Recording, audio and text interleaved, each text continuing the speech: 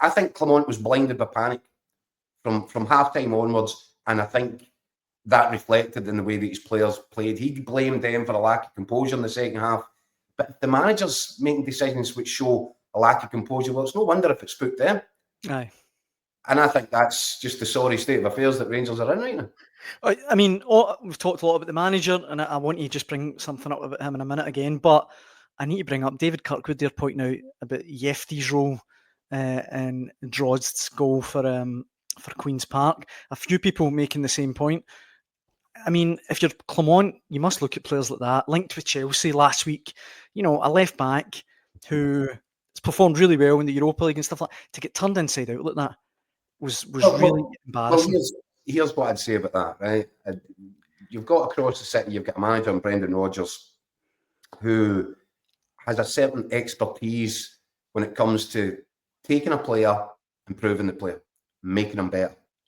Working on flaws or obvious faults in his game, ironing them out and making them better. And you've seen it time after time after time, player after player. I look at this Rangers side. Who do you think? Who would you say has improved under Clement? And I would look at Jeffy and I'd see, right, do you know what? The boy's got some tools. There's something there in terms of what he can offer going forward. Quite clearly, he doesn't have a sort of defensive radar, or it's not plugged in properly.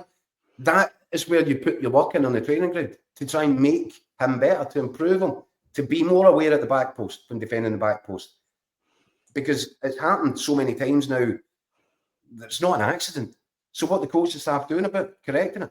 Nothing would be the evidence from again today. So yeah, I think, and Rangers have got some I think some top young talent in terms of Egerman. I really like the look of Bailey Rice. I think Bailey Rice is going to be a player.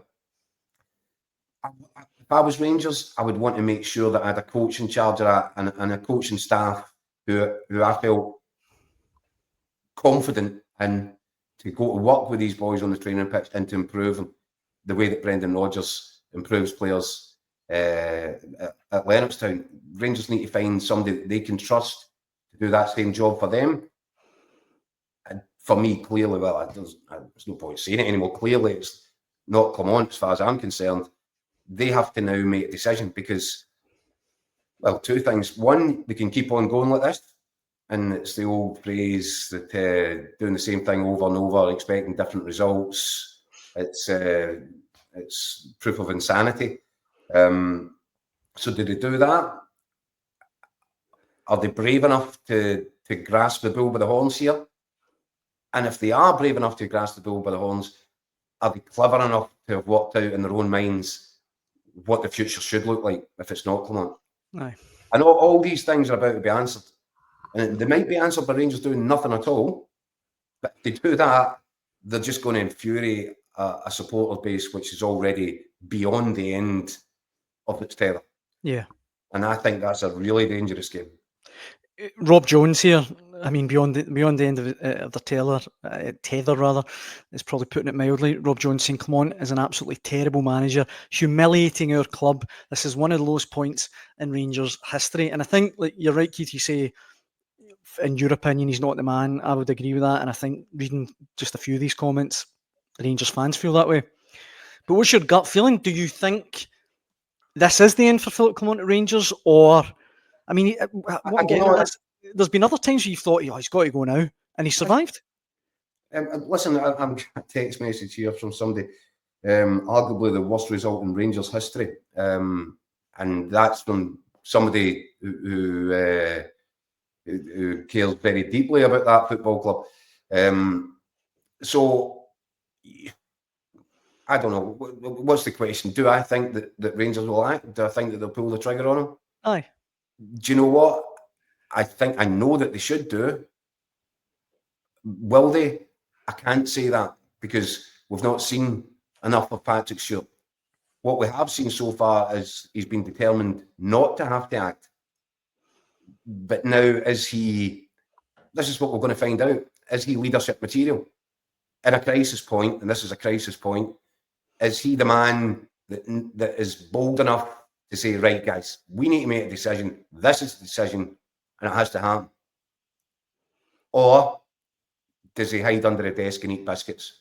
Because that's what this board has been doing for, too long. The whole point in appointing a top-level chief executive is that in these moments, at these precise times, you rely on his decision-making and his leadership and his strategic ability to think his way out of a problem. Doing nothing, as I said, that would be an interesting decision, an interesting option with potentially disastrous consequences across all levels, on every conceivable level. I could put up these comments for days. That I won't keep going on, but just this one here, Ryan saying he just can't survive that. Clement should walk away. That result, and I do not believe he will go because we're not in a position to change again. But I just keep coming back to that first sentence. He can't survive that. How can he possibly? How can his position be tenable after that tonight? Surely, some way they've got to look. We need someone new in here. Well, yeah, look, it seems obvious to you, it seems obvious to me, but it seemed obvious to quite a few people for quite some considerable time. Rangers board has acted differently. It's done a different thing. It's been quite defiant in the way that it's gone about it.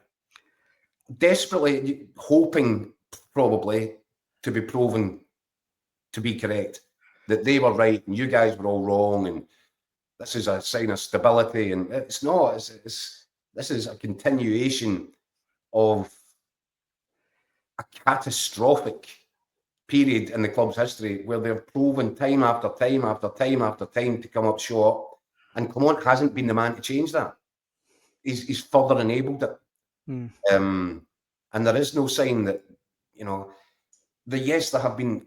It's a curious one, and where he's been a Harry Houdini and sort of through these close calls, because for me, he stumbled into good outcomes in terms of telling Hadji, you're nowhere near good enough to be a Rangers player, son. Oh, you're now a mainstay of the team. Raskin can't get a game. He's now the kind of central figure in midfield. Eagleman, nowhere near first team ready. Cyril Dessers the better bet. Eagleman is now the top man. In terms of the number 9 position. Bayrami plays in the left wing, pretty obvious to everybody else that, if he has a good position, because I'm still not quite sure about that, but it's certainly not out left wing. He's got to operate more centrally. Again today, though, what did Rangers get out of Bayrami? That looks like a curious choice.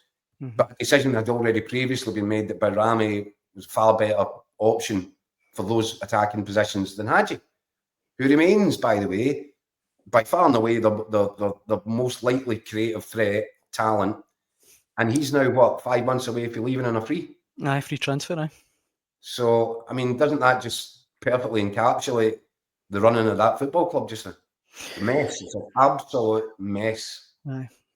Well, we'd hoped, Keith, to be joined from Ibrox by our esteemed colleague Andy Newport, who was at the game today. Andy's probably quite busy right now. I was going to say, I think he's got a lot on his plate.